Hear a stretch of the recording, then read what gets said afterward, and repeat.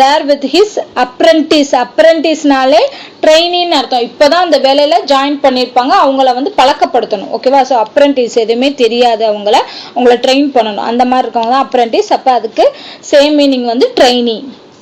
Teachers great ruler rapped on the table. டீச்சரோட ரூலர்னா கம்பு, அடிக்கிற கம்பு வச்சிருப்பாங்க இல்லையா, அந்த ரூலர் வந்து டேபிள தட்டுச்சுன்னு அர்த்தம். ஸோ ராப்டு அப்படின்னா தட்டுறது, அதுக்கு சேம் மீனிங் வருது டேப்டு.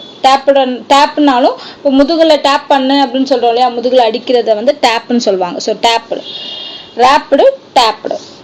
அடுத்து பிரைமர். பிரைமர் இங்க வந்து ஹாசர் had brought an old primer அப்படின்னா டெக்ஸ்ட் புக் சொல்லுது. பிரைமர்ங்கிறது எதை குறிக்குது அப்படின்னா டெக்ஸ்ட் புக். அடுத்து டிஜெக்ஷன். டிஜெக்ஷன் அப்படின்னா டிப்ரெஷன், மன அழுத்தத்தில் இருக்கிறதா வந்து டிஜெக்ஷன் சொல்றோம். So dejection, depression. அடுத்து பார்த்தீங்கன்னா குரோனட். குரோனட் அப்படின்னா என்ன அர்த்தம் அப்படின்னா long sound showing great pain. ஓகேவா? ஸோ இப்போ வந்து ரொம்ப ஒரு கஷ்டத்தில் இருக்கிறவங்க என்ன பண்ணுவாங்கன்னா கத்தி சவுண்டா கத்தி அழுவாங்க, இல்லைன்னா சவுண்டா கத்தி பேசுவாங்க, தன்னோட கோபத்தை வெளிப்படுத்துவாங்க, தன்னோட வலியை வந்து வெளிப்படுத்துவாங்க. அதுதான் வந்து குரோனட் அப்படின்னு சொல்லுவாங்க. ஸோ சேம் மீனிங் வருது என்னன்னு பார்த்தீங்கன்னா விண்ட். ஸோ விண்ட் அப்படிங்கிறதும் அதே மீனிங் தான், grand wind.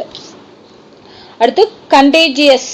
It was a contagious disease அப்படின்னா பரவக்கூடிய டிசீஸ். ஓகேவா? ஸோ பரவக்கூடிய நோய்கள் அப்படிங்கிறதான் கண்டேஜியஸ். அப்போ ஸ்ப்ரெட்டபிள். ஸ்ப்ரெட்டபிள்னாலும் பரவக்கூடியதுன்னு தான் அர்த்தம். கண்டேஜியஸ், ஸ்ப்ரெட்டபிள், இதெல்லாம் வந்து ஞாபகம் வச்சுக்கோங்க.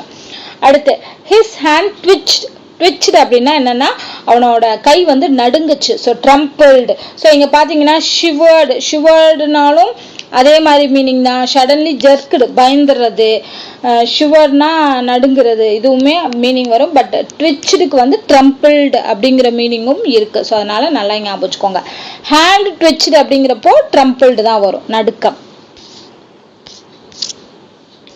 அடுத்து ஃபைனலா பார்த்தீங்கன்னா ஹி வாஸ் டெலியூரியஸ். டெலீரியஸ் அப்படின்னா புரிந்து கொள்ள முடியாத அளவு இருக்கிறது, டெலீரியஸ். அதுக்கு இன்னொரு மீனிங் வந்து இன்கோஹரண்ட். இன்கோஹரண்ட்டும் அப்படிதான், புரிந்து கொள்ள முடியாத. ஸோ இந்த